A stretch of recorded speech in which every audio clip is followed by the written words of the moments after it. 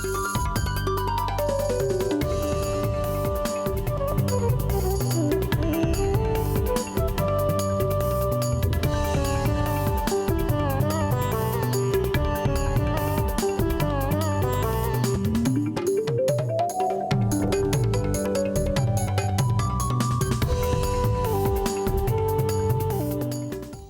সাথে গেলে আমার কি যাওয়া হতো আর?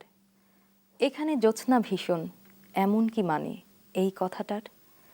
কবির বাণীর মতোই জীবনের অপার জ্যোৎস্নাময় সম্ভাবনার পথে দাঁড়াতে ঘুরে দাঁড়ানো এক মানুষের গল্প, আর সবার সঙ্গে না যাওয়ার এক অনন্য গল্পের মানুষ নিয়ে আজকের মধুর ভুলের এই আয়োজনে আপনাদের প্রত্যেককে আমন্ত্রণ জানাচ্ছি আমি লোপা মমতাজ।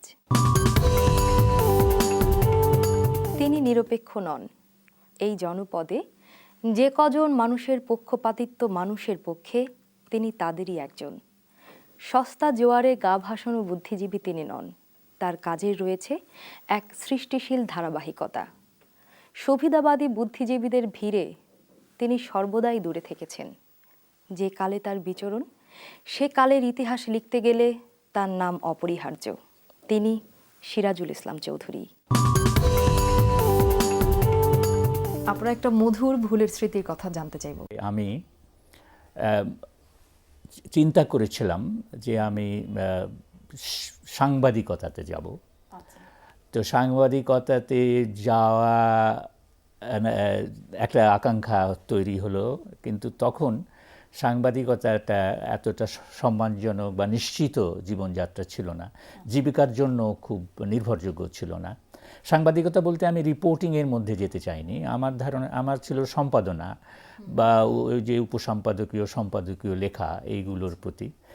তো ওইটে না হওয়ার কারণে আমি শিক্ষকতায় চলে গেলাম, এবং শিক্ষকতায় যাওয়াটা একটা ভুল সেই সময় হয়তো মনে হয়েছিল। এটা আমি শিক্ষকতায় গেলাম 1956 সালে, MA পাস করার পরে।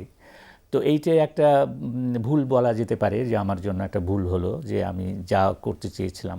পত্রিকার সম্পাদনা আমি একেবারে ছেলেবেলা থেকে করি, হাতে লেখা পত্রিকা, দেয়াল পত্রিকা। পরবর্তীতেও আমি অনেক পত্রিকা সম্পাদনা করেছি, কিন্তু শিক্ষকতায় চলে আসাটা আমার জীবনকে ঘুরিয়ে দিল। এবং এখানে একটা বড় লাভ হলো এই যে আমি পড়বার খুব অফুরন্ত সুযোগ পেলাম। আমি অনেকগুলো লাইব্রেরি পেয়ে গেলাম, যে লাইব্রেরিগুলো আমার জীবনে অত্যন্ত বড় প্রভাব ফেলেছে। এটা তো একটা গেল আমার ব্যক্তিগত। আমার বাবার দিক থেকে যদি তাকিয়ে দেখি, তাহলে বলতে হবে যে বাবা যেটা চেয়েছিলেন সেইটা আমি চরিতার্থ করতে পারিনি। বাবার ইচ্ছে ছিল যে আমি অর্থনীতি পড়ি, এবং অর্থনীতি পড়ে আমি সিভিল সার্ভিস পরীক্ষার জন্য তৈরি হই। তো তিনি খুবই হতাশ হলেন যখন আমি ওইটা না করে দিলাম এবং আমি সাহিত্যের ছাত্র হয়ে গেলাম। তখন এটা কিন্তু আবার তার দিক থেকে একটা হতাশার ব্যাপার, কিন্তু আমার দিক থেকে এটা একটা মধুর ঘটনা যে আমি ইংরেজি সাহিত্যে চলে আসতে পারলাম এবং ইংরেজি সাহিত্য একটা বড় বিশ্ব সাহিত্যের সঙ্গে পরিচিত হওয়ার সুযোগ পেলাম। আপনার শৈশব কেমন ছিল? আমার শৈশবে যেটা ছিল যে আমরা বিভিন্ন শহরে ছিলাম, অনেকগুলো শহরে নয়। আমরা রাজশাহীতে ছিলাম প্রথমে, কলকাতায় ছিলাম, তারপরে ঢাকায় এলাম। এই তিনটা বড় শহরে আমার শৈশব কৈশোর কাটলো। যে শৈশবে যেটা আমি উপভোগ করেছি সেটা হচ্ছে নদী। আমরা রাজশাহীতে ছিলাম পদ্মা নদীর ধারে, এবং আমরা বিকেলবেলা পদ্মা নদীর যে দিকে যেতাম। পদ্মার থেকে খাল ছিল, আমাদের বাড়ির পাশ দিয়ে খালের পানি চলে যেত। বর্ষাকালে পানি প্রবাহ দেখতাম। তারপরে কলকাতা গিয়েও আমরা গঙ্গা নদী পেলাম। ঢাকায় এসেও আমাদের কৈশোরে আমরা বুড়িগঙ্গা পেলাম। তো ওই নদী আমাদেরকে প্রভাবিত করেছে, এবং নদীর ধারে আমাদের জীবনের অনেকটা সময়, অর্থাৎ বিকেলবেলাগুলো কেটেছে। তো সেইটে এখন আমরা পরবর্তী জায়গাতে আমরা পাই নাই। তো আমার শৈশবের একটা বড় ঘটনা হচ্ছে যেভাবে আমি পরিবর্তিত হলাম, সেই ঘটনা একটা দুর্ঘটনা। এবং সেই দুর্ঘটনাটা হচ্ছে ওই যে আবার ভুলের কথাই বলতে পারি, ভুলটা আমার না, দুর্ঘটনাই বলতে হয়। সেটা হচ্ছে ক্লাস 6-এ যখন আমি পড়ি, তখন ফুটবল খেলতে গিয়ে আমার পা ভেঙে গেল।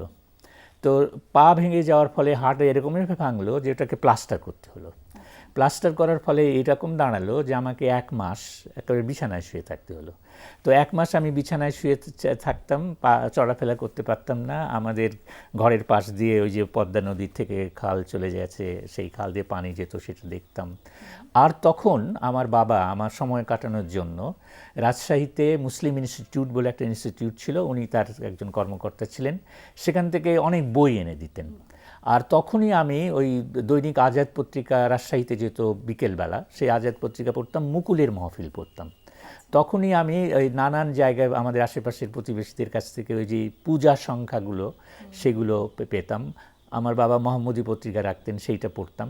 তো সাহিত্যের প্রতি একটা অনুরাগ আমার কিন্তু ওই দুর্ঘটনার ভেতর দিয়ে তৈরি হলো, যেটা আমার জন্য একটা ভয়ঙ্কর ছিল, যে 1 মাস বিছানায় শুয়ে থাকা। 1 মাসের পরে যখন প্লাস্টার কাটলো তখনও পা সরু হয়ে গেছে। কিন্তু সাহিত্যের প্রতি অনুরাগটা তখন তৈরি হলো, সেই অনুরাগটাই আমি পরে গ্রন্থাভ্যাসের মধ্য দিয়ে, পাঠের অভ্যাসের মধ্য দিয়ে আরও মনে হয় বাড়িয়ে তুলতে পেরেছি। তো আমার জীবনের গতি পরিবর্তনে ওই দুর্ঘটনা একটা বড় ভূমিকা রেখেছিল। কৈশোরের যে বাংলা আপনি দেখেছেন আর এখন যে বাংলা দেখছেন, এই দুয়ের মধ্যে আপনি কি কি পরিবর্তন লক্ষ্য করছেন? যে পরিবর্তনটা চোখে পড়ছে সেটা হলো যে মানে আদর্শবাদিতাটা কমে গেছে। আমাদের তরুণদের কথা আমি বলি, তরুণদের মধ্যে তখন দেশপ্রেম ছিল, সেই দেশপ্রেমটা অনেকটা কমে গেছে। একটা বিকাশ ঘটেছে আমাদের দেশে, সেটা হচ্ছে পুঁজিবাদী বিকাশ, স্থূল কথায় বলতে গেলে। এই পুঁজিবাদী বিকাশটার ব্যাপারটা হচ্ছে এইরকম যে এখন মানুষ আত্মস্বার্থ পরায়ণ হচ্ছে, না মানুষ নিজের মুনাফা খোঁজে, মানুষ পরস্পর থেকে বিচ্ছিন্ন হচ্ছে। এই যে বিষয়গুলো, পুঁজিবাদের যে খারাপ দিকগুলো, এগুলো কিন্তু আমরা পেয়ে গেছি। আমরা পরস্পর বিচ্ছিন্ন, আত্মকেন্দ্রিক, আমরা নিজের মুনাফা ভাবছি। তো এই পরিবর্তনটা সর্বস্তরে ঘটেছে এবং এই পরিবর্তন প্রত্যেক প্রজন্মের উপর প্রভাব ফেলেছে এবং আমাদের বয়সী লোকেরাও প্রভাবিত হয়েছেন, তরুণ প্রজন্মের মধ্যে একটা প্রভাব পড়েছে। ঢাকা বিশ্ববিদ্যালয় একসময় ছিল আমাদের রাজনীতিক এবং সাংস্কৃতিক আন্দোলনের কেন্দ্রবিন্দু। তো এই ঢাকা বিশ্ববিদ্যালয়ে কাটছে আপনার অনেকটা সময়। তো এখন ঢাকা বিশ্ববিদ্যালয়ের যে হতাশাজনক পরিস্থিতি, তো এই পরিস্থিতির জন্য আপনি বা আপনাদের দায়ভার কতটুকু? হতাশাব্যঞ্জক পরিস্থিতি তো বটেই, এবং যেটা আমি বলতে চাইবো যে বিশ্ববিদ্যালয়ের সাংস্কৃতিক জীবন না থাকলে সেটা একটা শিক্ষিত মানুষের বস্তিতে পরিণত হয়। বস্তিতে পরিণত হয় এই অর্থে যে সেখানে কলহ থাকে, কোলাহল থাকে, ঝগড়া বিবাদ থাকে এবং হাজার হাজার ছেলে মেয়ে এখানে রয়েছে। তারা কিভাবে জীবন যাপন করে, তাদের বিনোদনের ব্যবস্থা কি, তাদের সামাজিক জীবনটা কিভাবে গড়ে উঠছে, এইটার সম্বন্ধে কোনো চিন্তা করা হয় না। তো এই জন্য দায়িত্বটা কার? এই দায়িত্বটা হচ্ছে রাজনৈতিক নেতৃত্বের। রাজনৈতিক নেতৃত্বই প্রধানত দায়ী যে তারা বিশ্ববিদ্যালয়ে এই সাংস্কৃতিক জীবন চলুক, এটা চায় নাই। তারা কি চায়? তারা চায় যে তাদের যে দলীয় ছাত্ররা আছে তারা এখানে কর্তৃত্ব করুক। আমরাও দায়ী, সে ঠিকই আছে, আমরা ওইভাবে চাপ দেই না বা আমরা ওই বিষয়টাকে অত গুরুত্বপূর্ণ মনে করি না। আর বিশ্ববিদ্যালয়ে যেটা ঘটেছে, যেটা সবাই বলে, যে বিশ্ববিদ্যালয়ে শিক্ষকদের মধ্যে রাজনৈতিক বিভাজন ঢুকে গেছে, দলীয়করণ ঘটেছে, যেটা ছাত্রদের মধ্যেও আছে, বড় আকারে আছে। তো এটার জন্য আমি কেবল শিক্ষকদের দায়ী করি না, শিক্ষকদের চাইতেও আমি বেশি দায়ী করি রাজনীতিকদের, যারা শিক্ষকদের তাদের দলে টেনে নেন এবং সুযোগ সুবিধার ব্যবস্থা করে দেন। এক সময় আমরা ঢাকা বিশ্ববিদ্যালয় থেকে অনেক গুণীধর, প্রতিভাধর শিক্ষক পেয়েছি এবং আপনারা নতুন ছেলে মেয়েদেরকে শিক্ষা দিচ্ছেন, তারা আবার শিক্ষক হচ্ছে, কিন্তু সেই রকম করে তেমন কোনো প্রতিভাধর শিক্ষক আমরা এখন আর খুঁজে পাচ্ছি না। এখানে আপনি কোথায় ভুল খুঁজে পান?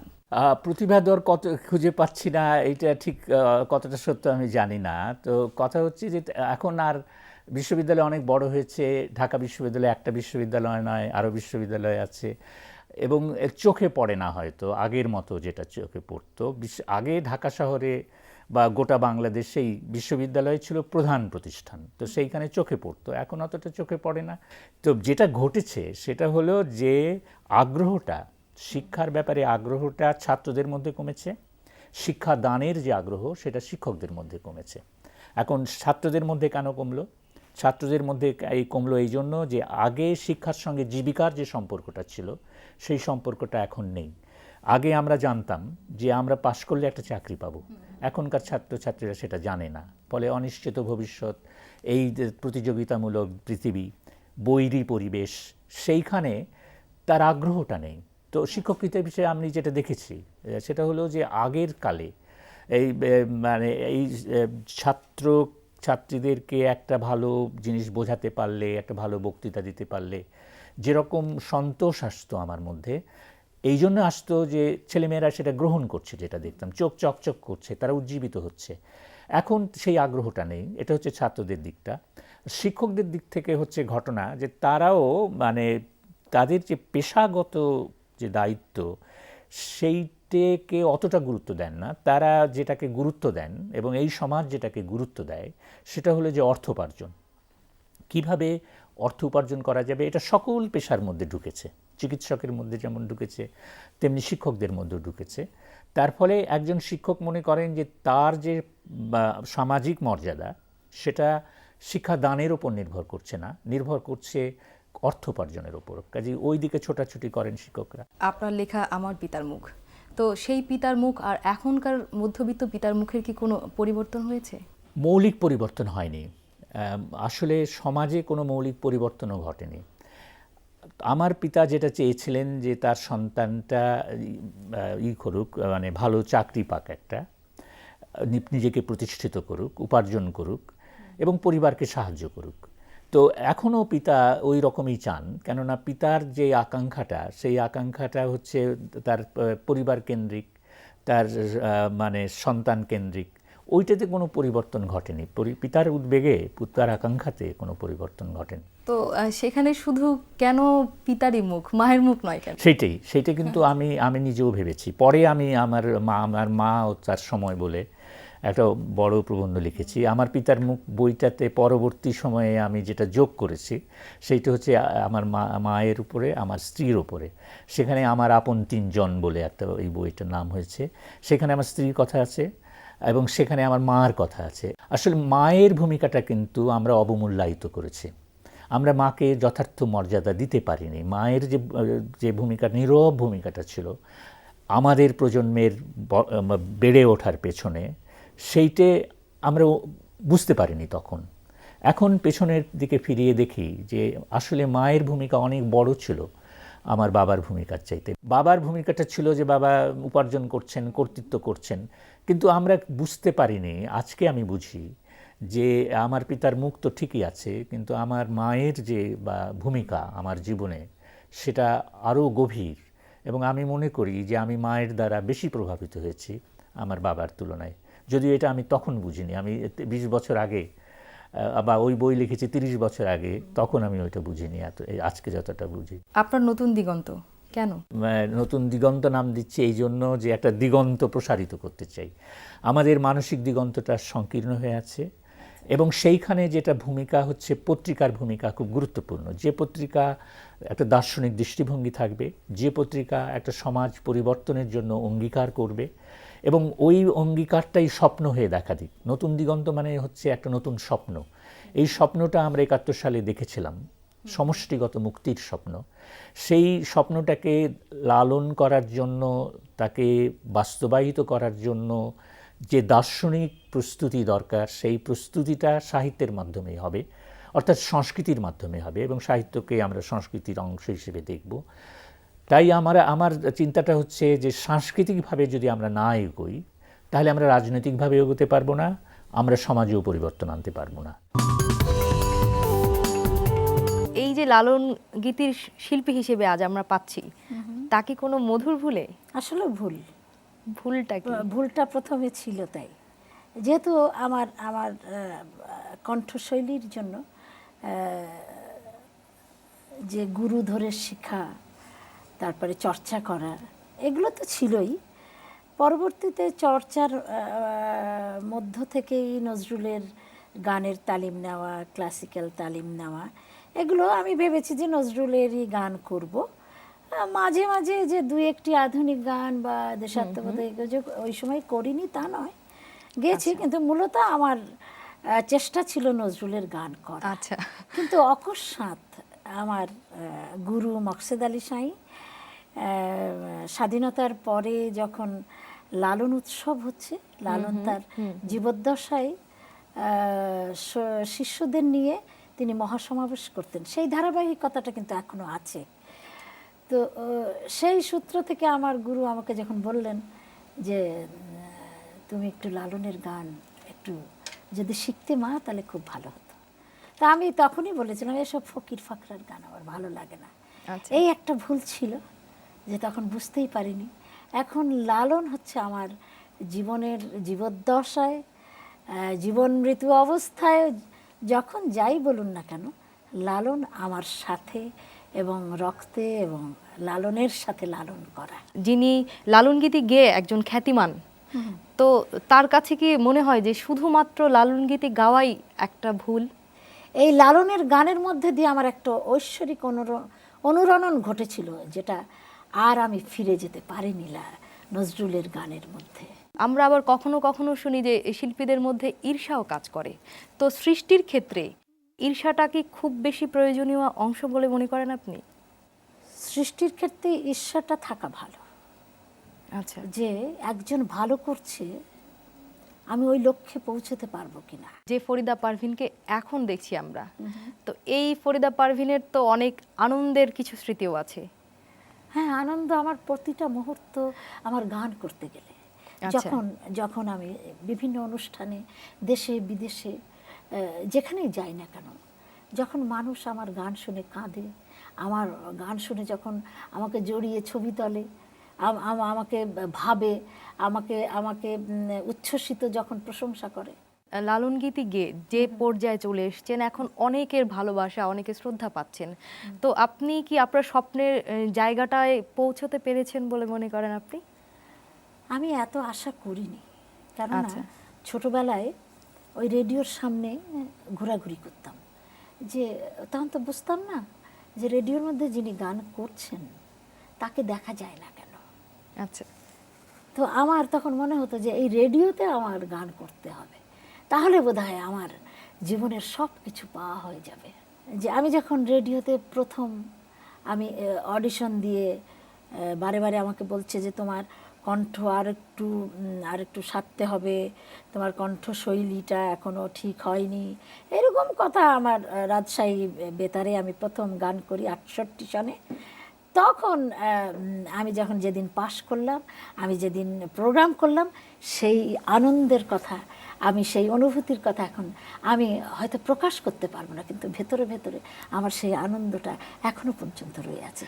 স্বাধীনতার পরে যখন লালনের উৎসব ঢাকা রেডিওতে ট্রান্সক্রিপশন সার্ভিসে হলো, সেই গান করতে এসে তখন ডিআইটি টেলিভিশনে আমি সরাসরি গান করেছি। এই যে এক এক করে আমার যে উত্থানগুলো এইভাবে এসেছে, তো এইটা তো আমি এত চাইনি। এখন এখন আমার কাছে তো মনে হয় যে লালন বললে সব মানুষই অন্তত একবার আমার কথাটা হয়তো স্মরণ করেন বা আমাকে ভালোবেসে আমার নামটি বলেন। এটা এটা এটা একটু বড় পাওয়া।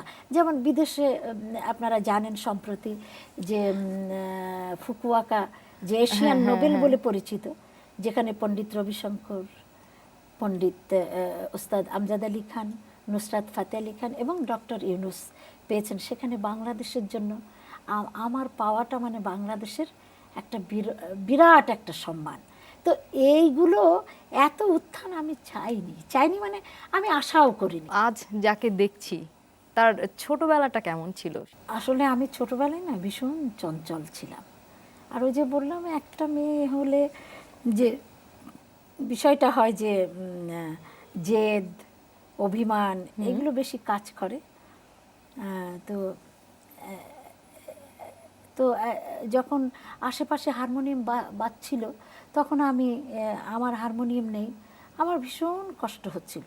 তো আমার বাবাকে বললাম যে আমার একটা হারমোনিয়াম লাগবে। তা আমার বাবা বললেন যে আচ্ছা মা দেবো, ঠিক আছে গান। তো এই আজ দেই কাল দেই, আমার হারমোনিয়ামটা আর আসে না। পাশের বাড়ি যখন হারমোনিয়ামটা বাজছে রাত্রি 8টা-9টার সময়, তখন আমি তাড়াতাড়ি করে আমার বাড়ি থেকে বার হয়ে আমি হারমোনিয়ামের কাছে চলে গেছি, এবং আমার বাবা মারা খুঁজছেন যে কোথায় গেলো ছোট মেয়ে। তখন আমি ছোট একেবারে, মানে চঞ্চল কিরকম। তারপরে আমি ওই কপাট ধরে আমি হারমোনিয়ামের সুরটা শুনছি, তখন যে আমার হারমোনিয়ামটা পেলে আমি পৃথিবীর বোধহয় শ্রেষ্ঠতম হারমোনিয়ামটা আমি পাবো, এরকম আমার কাছে মনে হয়েছিল। তারপরে যাই হোক যথারীতি যথাসময়ে বাবা হারমোনিয়ামটা বানিয়ে দিলেন। সে যে কি আনন্দ। আমার আমার গুরু, ওই যে যার কথা বলছিলাম কমল চক্রবর্তী, তিনি এমনই ছোট ছিলাম দেখো, যে আমি আমার হাঁটুর ওপর বসিয়ে, তিনি আমার দুটো বেনুনি করে দিয়ে আমার হাঁটুর উপর বসিয়ে, আমি এতই ছোট ছিলাম যে রিড ধরলে আর আমি ব্লোটা দিতে পারতাম না। সেই জন্য উনি আমার হাঁটুর উপর বসিয়ে তারপরে সারগাম করিয়ে দিতেন। তো এখন আপনার সেই গানটি আমরা শুনতে চাইবো, যে গান এখনো আমাদের দেশ বিদেশের সবাইকে উজ্জীবিত করে। এই পদ্মা, এই মেঘনা, এই যমুনা সুরমা নদী তটে আমার রাখাল মন গান গেয়ে যায়। এ আমার দেশ, এ আমার প্রেম, আনন্দ বেদনায় মিলন বিরহ সংকটে, কত আনন্দ বেদনায় মিলন বিরহ সংকটে।